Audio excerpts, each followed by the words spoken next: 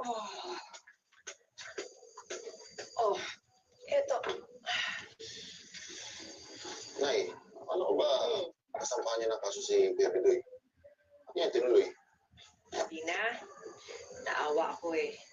May mga anak din yun. Kailangan nila ng tatay. So, paano kayo tuloy niya yung banta niya sa inyo?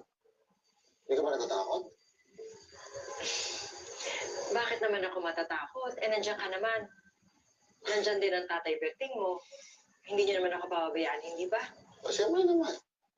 Eh, talagang kaibigan din po kayo ni Mama eh. Tsaka, ang nanay na rin po yung tulad ko sa inyo.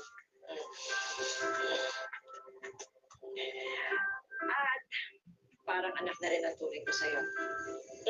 Pakipahiram mo nga yan. Oh, pahiram mo ng sos. Nay, masapo ba yan? Paano yan?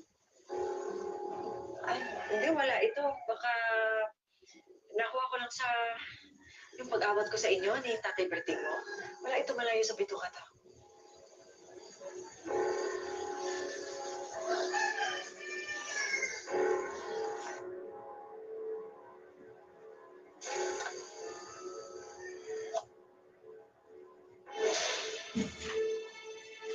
Hoy!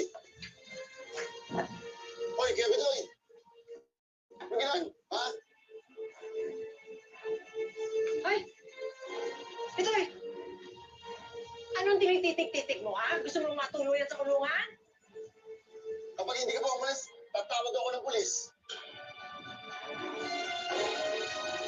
Wala na talaga sa tamang pulot tong adik na to.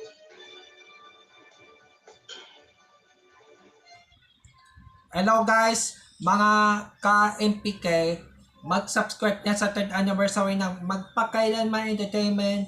I-click natin yung subscribe channel, i-like sa Facebook page, i-tweet sa Twitter, i-follow lang sa Instagram, at mga social ng mga media accounts. Maraming salamat po mga ka-magpakailanman.